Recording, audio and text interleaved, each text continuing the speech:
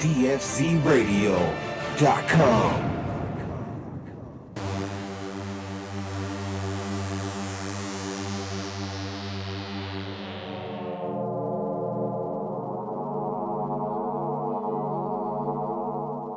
Your garden's looking far out.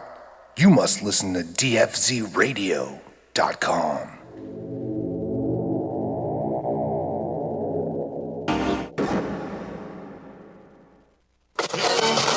Oh, hey there, gentle listeners. This is your buddy, Herb the Wizard, and I'll be ready in just a minute. Just let me find it on the dial. Before? Well, I'm sure there's a lot of ways I've gone that you haven't. Well, I'm adopted. I spent most of my life in institutions. Doesn't surprise me. You look like a typical low-life character to me. Aren't you going too fast? Oh, it's not the speed, really, so much. I just wish I hadn't drunk all that cough syrup this morning, you know?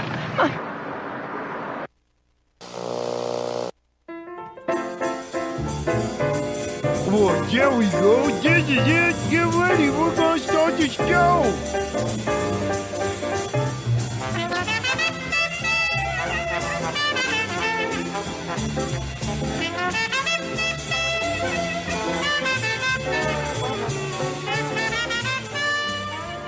And welcome to this, our 56th episode of the Grow with Grubby Cup show.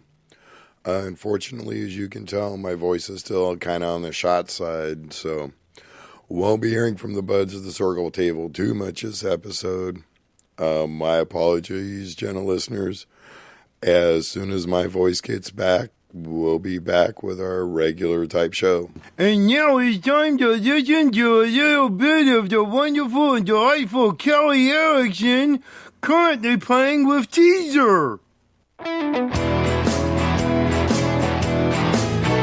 got some seeds to grow, he'll keep you in the know, variety to claim. So baby, what's his name? He's a man to know. He'll make your garden grow. Grubby Cup's his name. He's the man who'll make a change.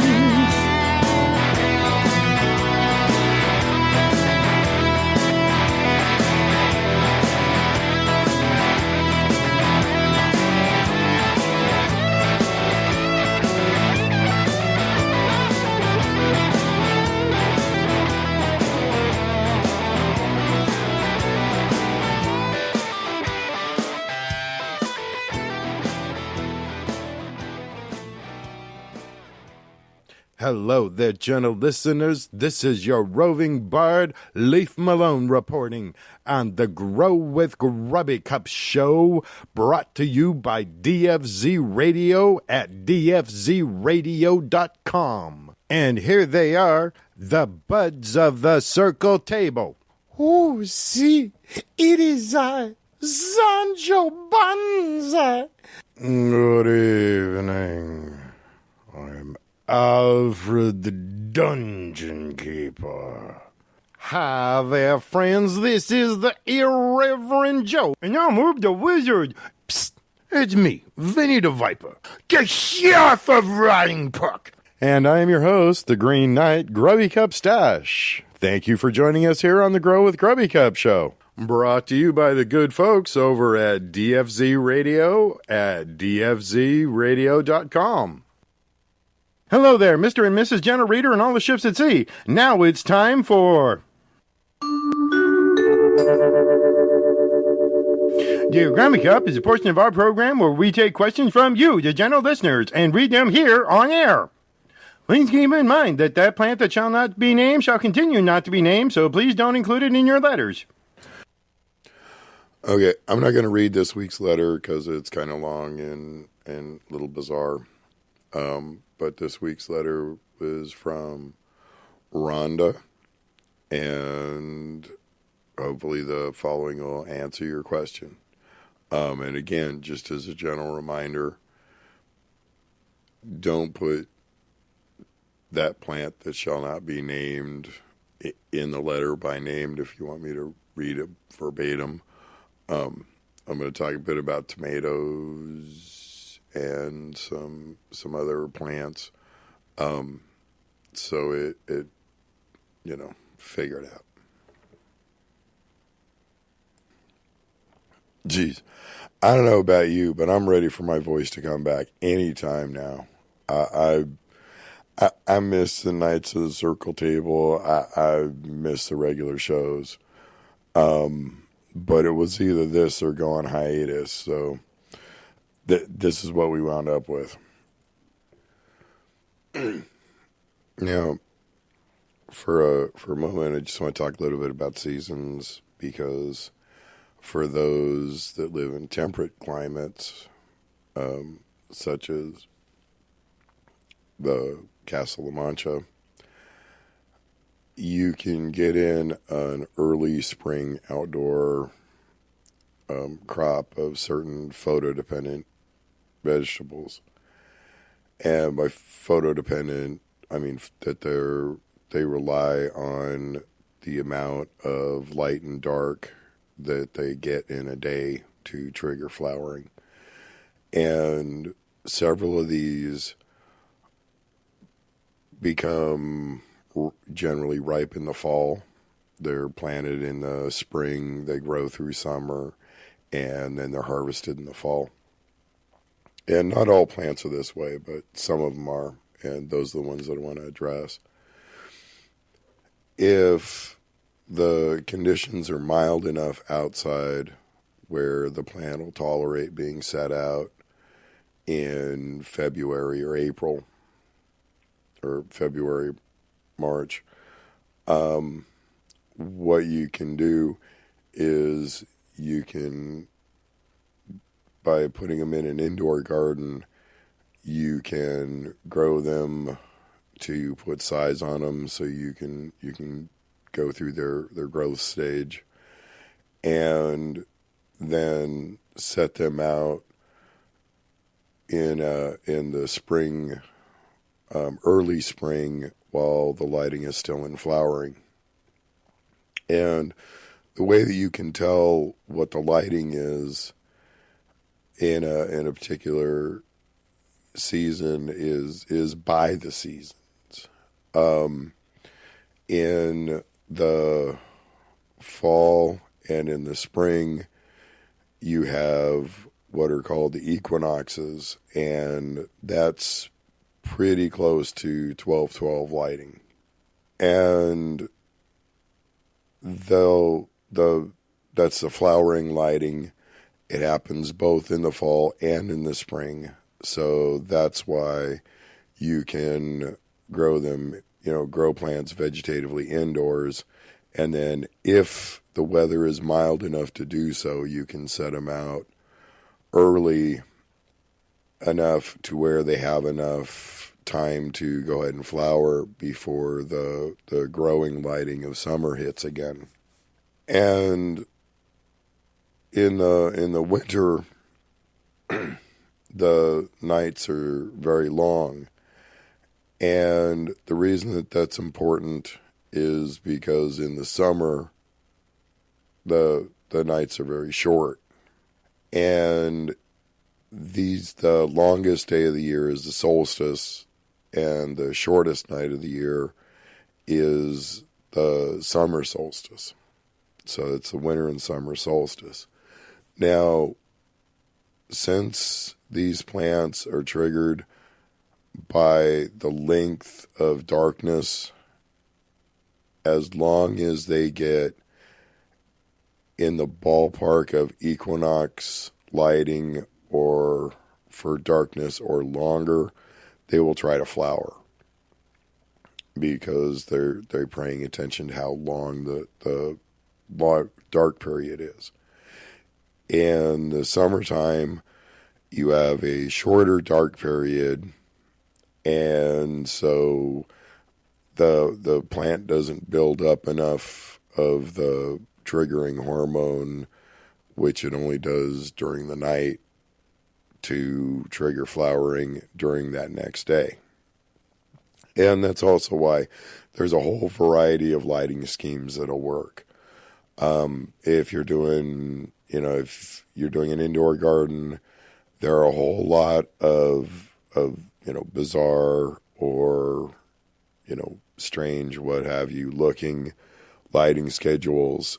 And the reason that they work is that if you have short dark periods, then the plant will not flower. And if you have long dark periods, then the plant will flower. As long as it belongs to that group of plants that are long day plants, because they had a 50-50 shot at it and they got it wrong. It's not actually, they're called long day and short day plants, but it's the actual mechanism involved is for the dark periods, not for the light periods. Anyway, the nice thing about doing this is that if you do this, that can give you a small spring harvest. It's generally not as large because you're going from a indoor veg and setting them outside, so you're probably not talking about real trees here. But it can get you through the summer type thing until regular harvest. Just as a random aside, because I don't have my buddies to bounce off of, there's a process known as felting, and basically that's where you take bits of wool and a felting needle and you poke it a whole bunch of times against another piece of wool, and the little fibers grab onto each other pretty impressively. And you can use this to make decorations on a wool garment, or you can make little balls, or a variety of things. Usually, you do it for decorative purposes. There's also what's called wet felting, where you take strips of wool and use the same type principle, but instead of going for a decorative type thing, usually you're making things like hats, or fabric or something of that nature, so you come up with more of a coating type or a sheet type finished product. And it's cool, but that's I digress. My apologies. The reason I'm bringing this up is that there's a stuffing called polyfill that's commonly used to stuff toy animals, that sort of thing with. And it's a polyester fiber type thing. And you can use it to felt smart pots. Or I've tried it with a smart pot. I'm sure it would probably work with several of the other brands as well. But it's cool. You can, it gives you the ability then to felt on things like, an identifying mark of some sort, so you can tell one plant from another, one smart pot from another, what have you. Similar to how you can embroider on a smart pot.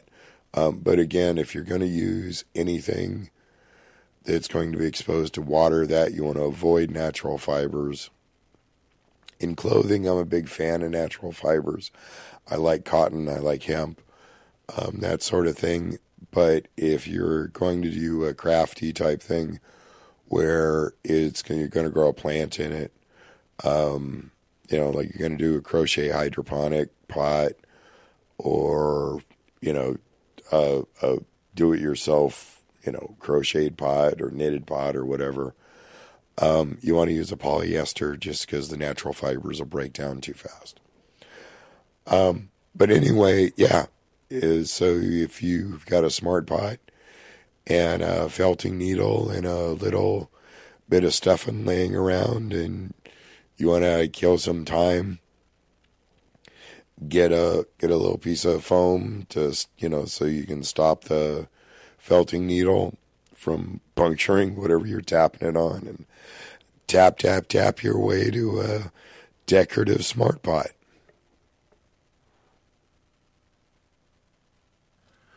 You're listening to the Grow with Grubby Cup show. I'm your host, Grubby Cup Stash. You're listening to us on dfzradio.com.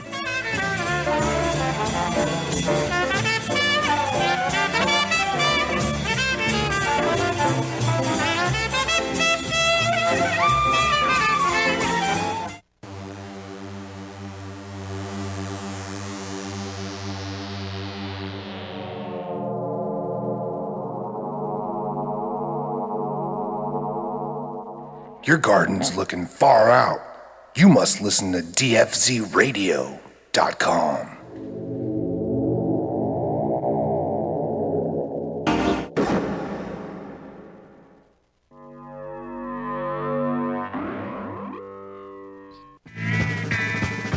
Hey, brah, have you seen the new kind nutrients from Botanicare? It's kind of a big thing. No. What's up with that? Well, I was totally pulling a dawn patrol, chilling with some honeys, when this troll is like, yo, I heard your garden is total weak sauce. And I was like, as if my garden is hella gnarly bodacious. And then he was like, brah, if you want your stuff to be like Mondo Narnar, you need to hook up with Botanicare's kind nutrients. Okay, would you be so kind as to tell me what you're talking about? Only the most bitchin' nutrients to shred a grow since the invention of water, bruh. Kind is on the serious, bruh. There's 1 part base, 1 part grow, and 1 part bloom. Kind is super rad because it's completely customizable, so you can use with any type of plant and medium, bruh. And what's wicked, boss, is that the proprietary Kind formulas eliminate the need to add separate calcium and magnesium supplements to compensate for water quality or specific grow medium.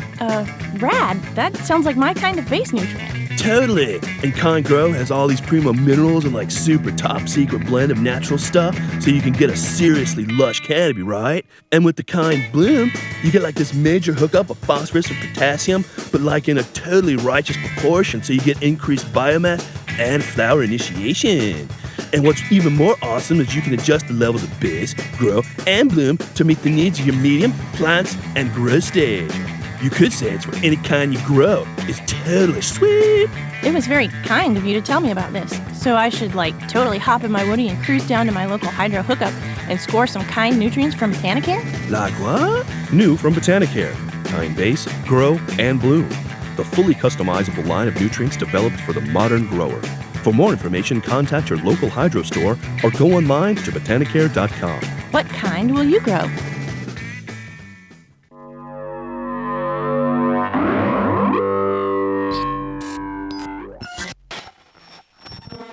You're listening to dfzradio.com.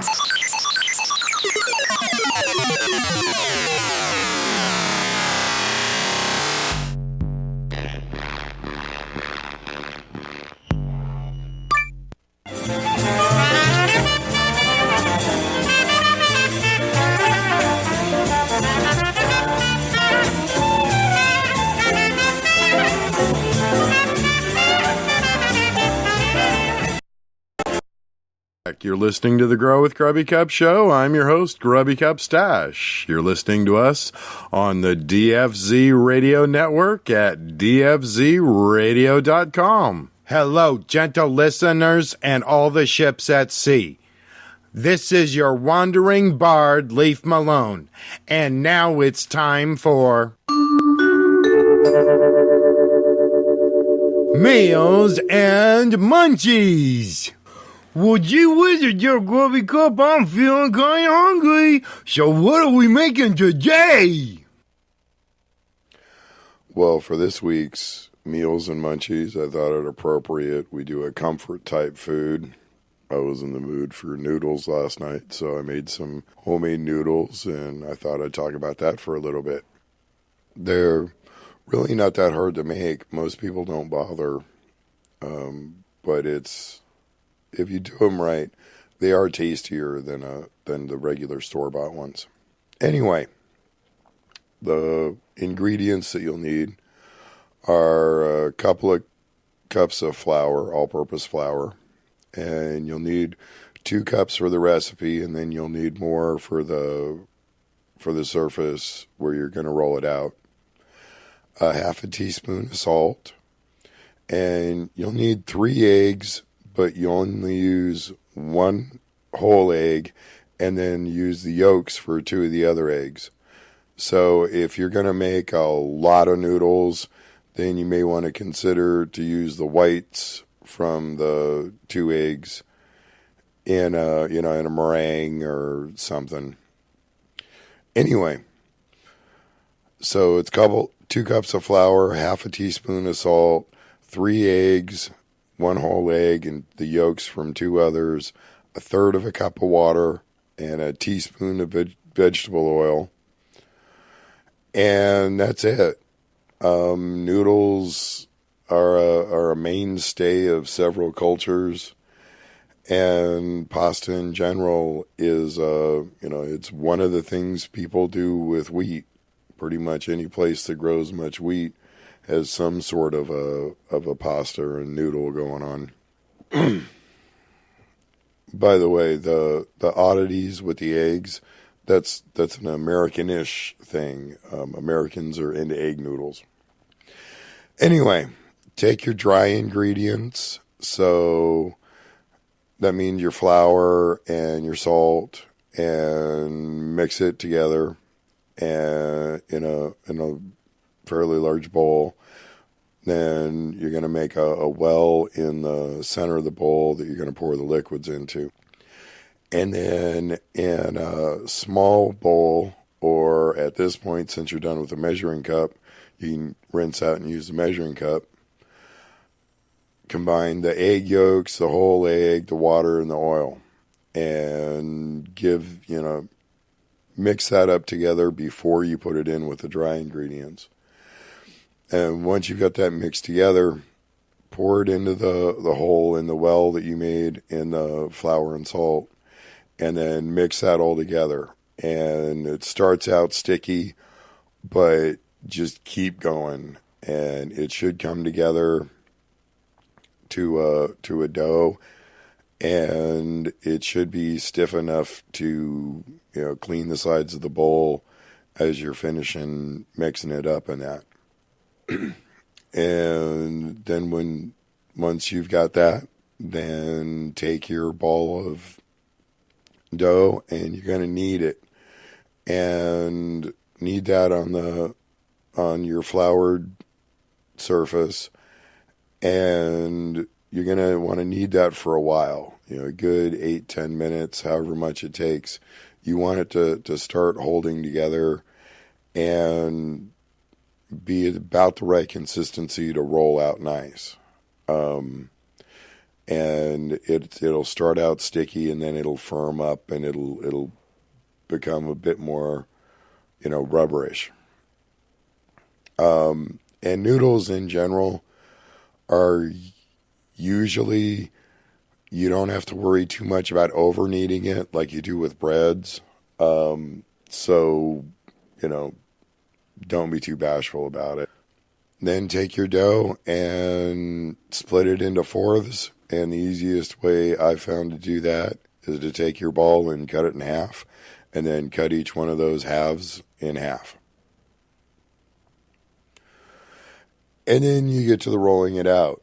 Now, if you're making a lot, you may want to use a pasta machine to help along with the process. But if you're just making a single batch, it's not really worth it to mess up the pasta machine for it. So you can roll it out. If what you're shooting for is somewhere between a 1/16 and an 1/8 of an inch thick, I like them on the thin side. So I roll mine out pretty thin. And I also like them long. So I tend to roll them out in a long strip, which you can do by roll it out, and then fold the edges in and roll it out, and you can get a nice triangular shape out of it. If you like shorter noodles, what have you, you can just, roll it out in a squarish type. When it comes to actually forming the noodles, you want to very loosely roll up the dough like you would for like a jelly roll or a cinnamon roll or something like that. But you want to be very careful and don't smush it because you're going to want to unroll it in a minute. So very loosely, very gently roll it up and then cut slices just like you would a jelly roll or cinnamon rolls or that. But then you're going to unroll them, and that's how you make your noodle shapes. So it's important that you cut straight so that your noodles don't have a funny, zigzag to them. And they're going to swell when they cook. So if you want thin noodles, you have to cut the strips pretty thin. If you want reasonably thin noodles, you still want to cut them reasonably thin. If you want thick, wide noodles, then obviously you just cut them thicker. Once you've got them cut, then gently unroll them and then either put them on a wire rack or over something appropriate to dry. And they don't have to be dry, but give them a good half hour at least to dry out. And be careful with them because they'll start out very flexible, but as they dry, they'll become very brittle. So especially if you roll them out thin, thicker noodles are a little more forgiving. If you get them too thick, they kind of come out like dumplings, though. But anyway, so put them over your drying, or lay them out on your wire rack to dry. And once they're dry, then boil your water, toss in a little salt if you want, and then you just boil them. If you like them on the less done side, boil them for a couple of minutes. I prefer them cooked, so all the way through. So I'll cook them for like 5 minutes. But it's really going to depend on the thickness of the noodle, and so keep an eye on it. Because they do go from being al dente to fully cooked to overcooked relatively quickly. And because they haven't been dried, even though they're dried, they tend to cook a bit faster than what you may be used to if you're used to the dehydrated store-bought noodles. Anyway, once they're cooked, then drain it, put it through a colander so that you can get all the water out. If you want to stop the cooking process because you're going to serve with a sauce or what have you, you can run a little cold water over them to stop them cooking. And enjoy. They're really a tasty, nice comfort food. They're good with chicken soup. They're good with a lot of things.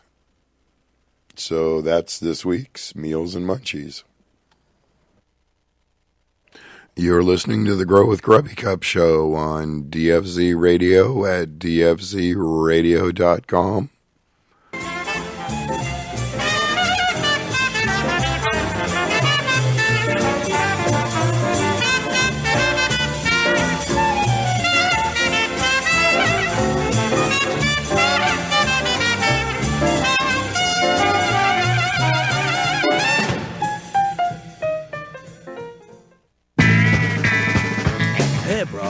you seen the new kind nutrients from Botanicare? It's kind of a big thing.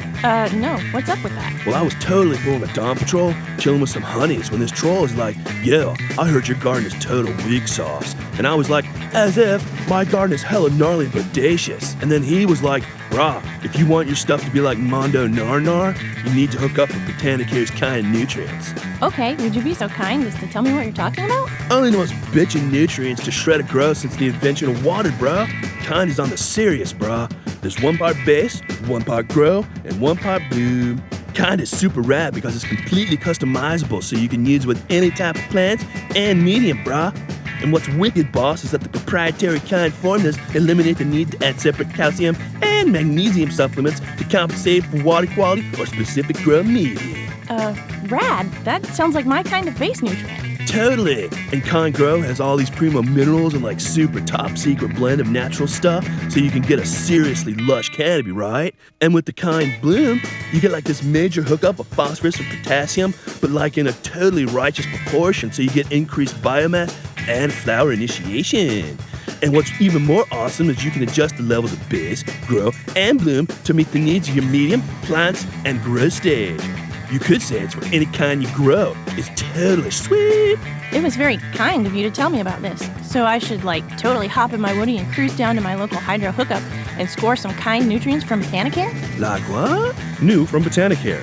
Kind base, grow, and bloom. The fully customizable line of nutrients developed for the modern grower. For more information, contact your local hydro store or go online to botanicare.com. What kind will you grow?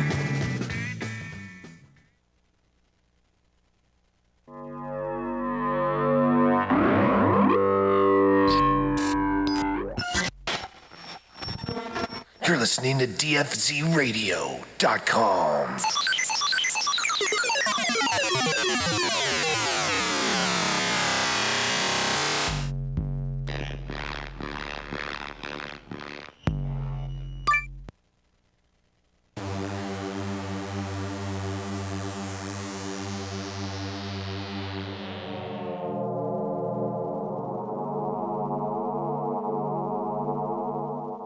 Your garden's looking far out.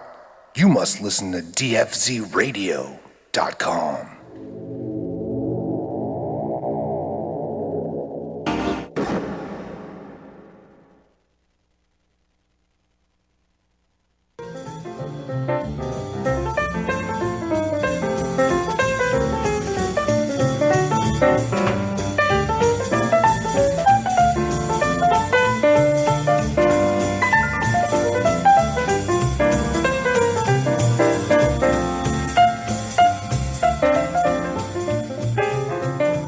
Welcome back. You're listening to the Grow with Grubby Cup show. I'm your host, Grubby Cup Stash, and you're listening to us on DFZRadio.com. And now it's time for a Buzz of the Circle Table. Just as a random aside, I put up a little video of Poppy playing with my beard.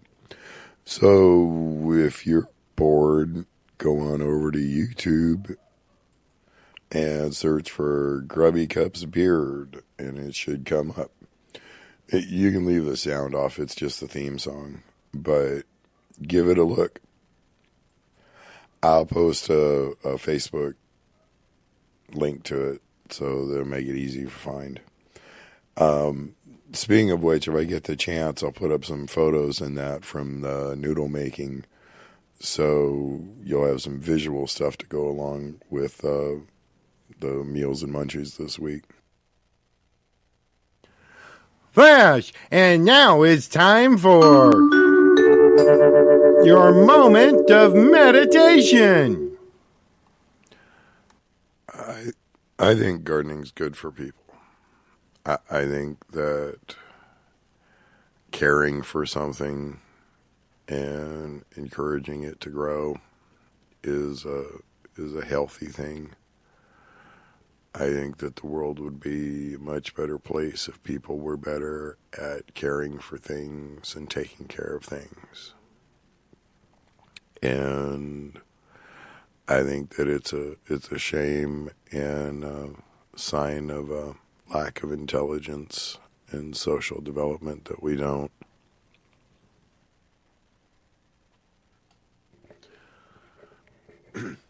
want to talk a little bit about tomato snobbery.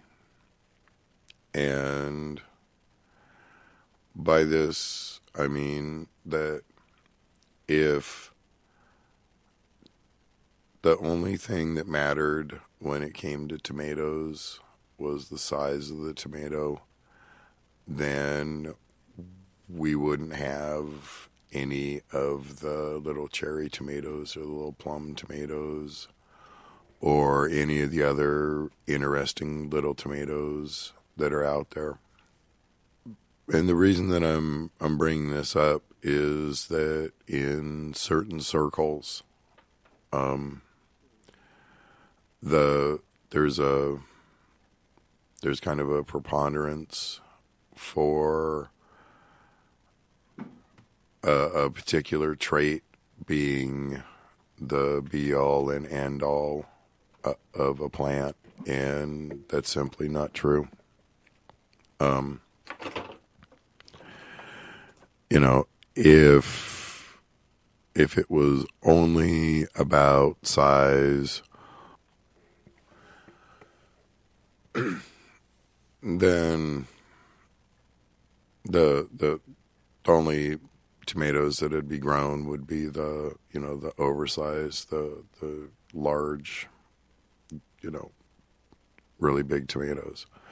But there's also flavor, there's enjoyment, and there's variety. And these are all things that are important to a well-rounded tomato connoisseur.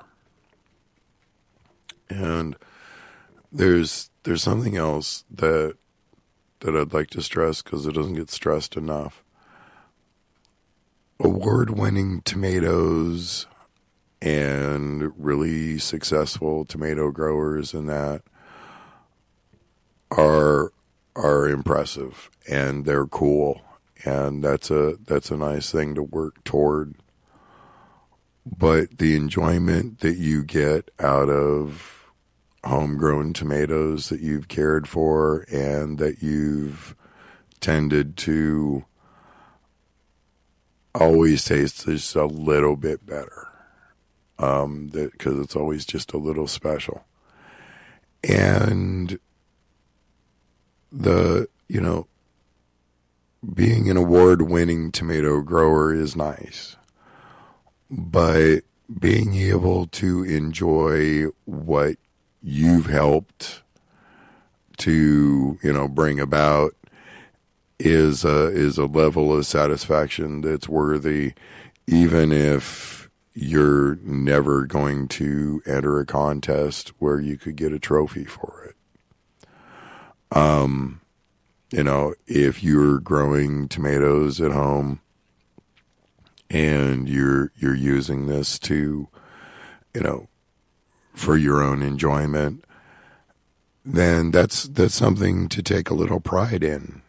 That's a really nice thing. That's taking care of yourself. That's being a part of the whole process. And that's a worthwhile thing, even if, you can't afford to have the most expensive equipment, and if you can't, quite pull out the amazing, astounding level of tomatoes that some folks can. Growing stuff for yourself and exploring that whole process can be very worthwhile. And it doesn't matter if your tomato bushes aren't as productive as some, or if you don't have quite the green thumb as somebody else. It's still worth doing, and it's still worth being, proud of. So for those of you who haven't had the best luck with gardening, keep at it if it's something that you enjoy. And once you get up to the level of you're not killing the plant and, you're getting harvest out of what it is that you've sown, then that's a very special thing, and that's a very cool thing, and that's something to, you know, feel good about. Now, as you may be able to hear, I'm still not up for doing the characters this week, but I did want to put out a Irreverent Job kind of plea, and that's just try not to be assholes to each other. So many of the problems with the world would go away if people would just quit being assholes to one another. And it's really not that difficult. I mean, you know, in most circumstances, most people get through life just fine without killing anybody. And if we could just get everybody else on board with that, then, you know, at least we wouldn't have to worry about dying from each other. We've got enough stuff to worry about. We have enough obstacles. The world's screwed up enough as it is. It doesn't need any help. And part of why it's been on my mind is there's a movie that's out and doing very well, and I won't name it.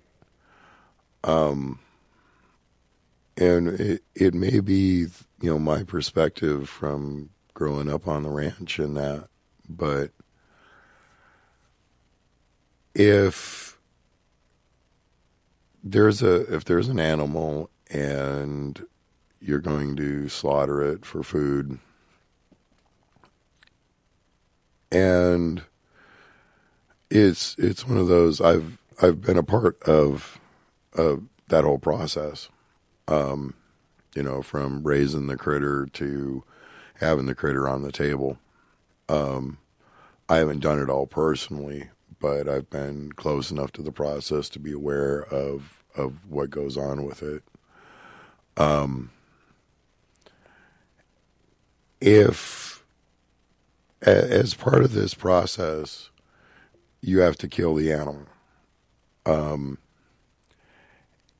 and at least where I grew up, that is an unfortunate part of the process.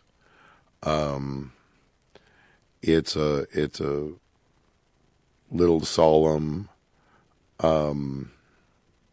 It's a respectful type thing, and if someone in that culture were to enjoy that aspect of it a little too much, there'd be something wrong with that person. It's not an enjoyable thing. It's not a fun thing. If you're gonna eat meat, then it's a truth of what it is that you're doing. And personally, I eat meat. It's just there's a shocking difference between how these things are handled on, say, a small ranch like we had, or dairy farm, whatever you want to call it, and the kind of industrial weirdness that goes on today.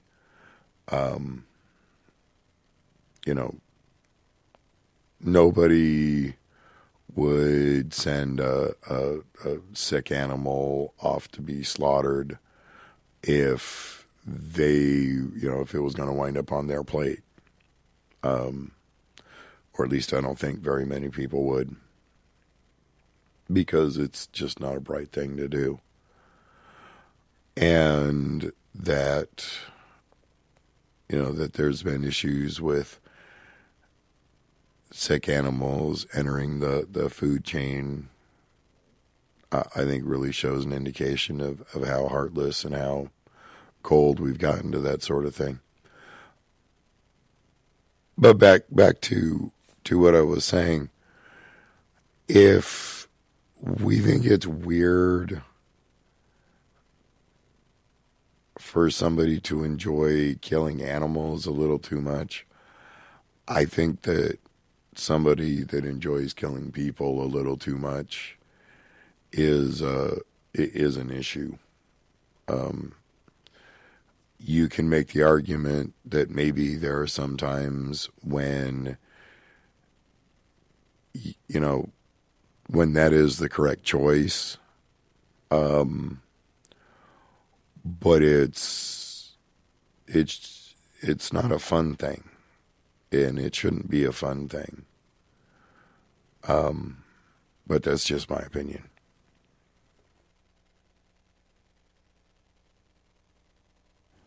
The Grow with Grubby Cup show is brought to you by Grow With Us Hydroponics. If you're in the Rhode Island, Warwick area and you need some hydroponic supplies, stop on by at Grow With Us Hydroponics. Tell them Grubby sent you. Speaking of the Rhode Island, New England area, if you happen to be in the Rhode Island, New England area, stop off at Grow With Us Hydroponics, Home and Hydro, or Three Guys Hydroponics, all of which are very fine stores in the Rhode Island area, all of which are carrying Grubby Cup's potting mix. If you are in New York, make sure to stop off at Harvest Moon Hydroponics in Buffalo and in Rochester. You're listening to the Grow with Grubby Cup show. I'm your host, Grubby Cup Stash. You're listening to us on dfzradio.com.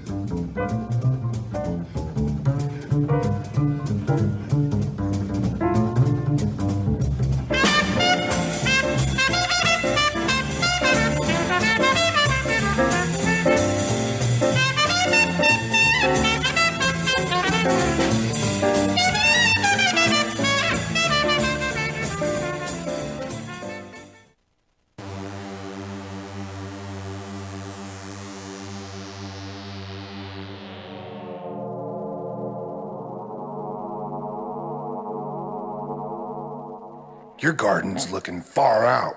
You must listen to dfzradio.com.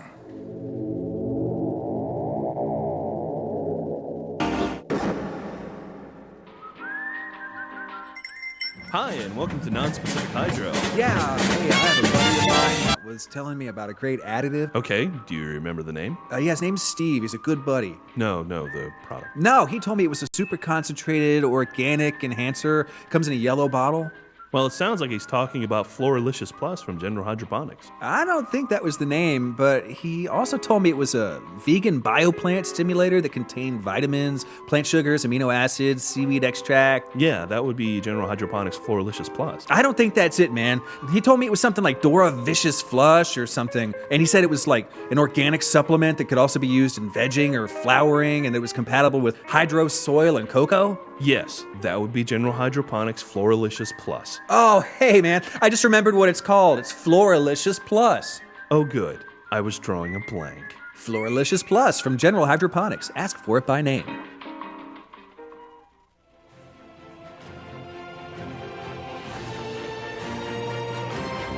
dfzradio.com.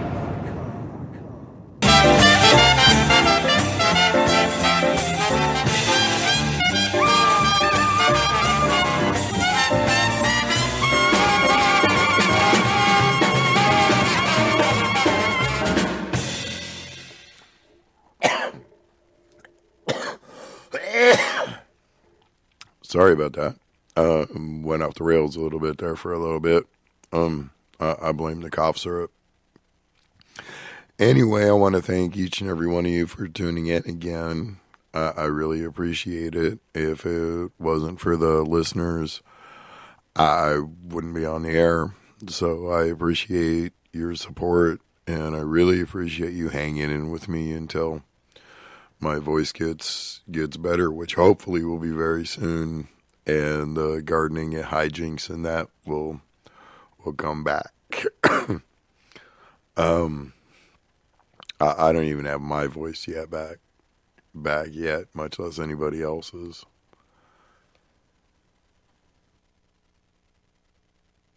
As a hopeful preview of some upcoming stuff, if things go well, I will be going on my first mushroom hunting expedition. At least with someone that knows what they're doing. I'll be with Donnie from My CO2.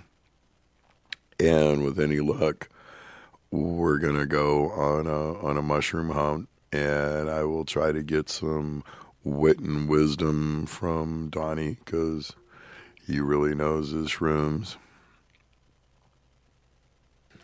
We're talking about a possible coding project that I think sounds really cool and really interesting. I will keep you posted if anything comes of it. Speaking of which, there's a directory at grubbycup.com, and if anybody's looking for any Cold Fusion or PHP, Perl, that kind of thing, need some internet coding done, HTML, style sheets, all that good stuff, give me a yell. I'm good and reasonably priced. Speaking of reasonably priced, I'm still on the lookout for a job. All the little side stuff I do it's fun and it's entertaining, but it doesn't pay a whole lot. So I could use a little bit of liquid cash in my pocket. In the meantime, if you want a free way to show your support, feel free to go on over to Amazon and give Grubby Cup's Garden Notes a review. If you haven't read it, feel free to purchase Grubby Cup's Garden Notes. You can get it at Amazon or at several fine hydroponic stores nationwide. If you're a hydro shop and you don't carry Grubby Cup's Garden Notes, get a hold of me and we will talk about fixing that. And you too can carry Grubby Cup's Garden Notes. The Max Yield show in Seattle is coming up.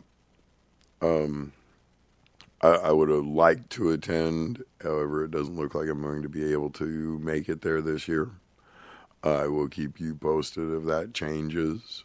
Or if you're a company and you'd like to sponsor Grubby going to the Seattle show, get a hold of me and we will work something out.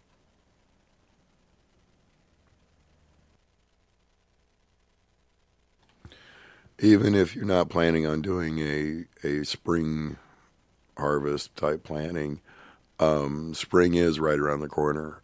So if you're planning on doing regular spring planting, this is a good time to start taking a look at making your plan and gathering your seeds and figuring out what it is you're going to do where and get whatever materials and resources you're going to need.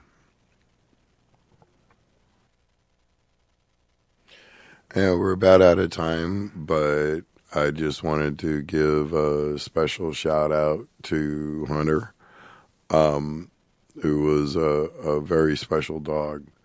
Hunter was the Hawk with Grow With Us's dog, and whenever I stayed with Hawk, I'd spend time with Hunter, and he'd go hang out with me on the porch, that kind of thing. And I'm gonna miss him. He was a good dog. So just want to give a little shout out to that and condolences to Hawk, because I know the two of them were close. I don't know how many years he had him, but it was a lot of years. And until next time, hopefully with a bit more voice, this has been your host, Grubby Cup Stash. You've been listening to us on DFZ Radio at dfzradio.com. Old episodes can be found in the archive, and some of the episodes have been showing up on YouTube. So if you would like, go on over to YouTube, give a listen, make a comment, give it a thumbs up, all that good stuff. And until next time, this has been Grubby Cup Stash. I just said that, but it's okay, I say it again. Peace, love, and puka shells. We got some seeds to grow, he'll keep you in the know. Variety to claim, so baby, what's his name? He's a man to know. He'll make your garden grow. Grubby Cup's his name. He's the man who'll make a change.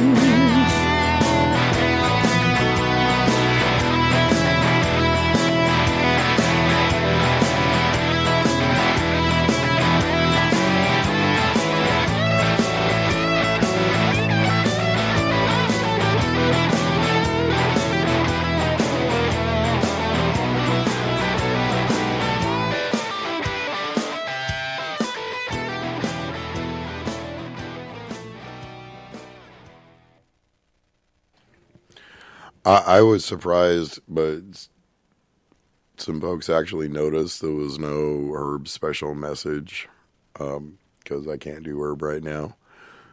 But just in case, you should be proud of yourself. You listen to the whole show. You even listen to the theme song. And thank you for that. And until next week, peace, love, and puka shells.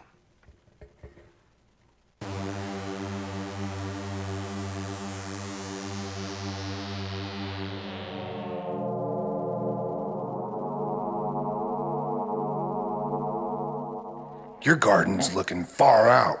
You must listen to dfzradio.com.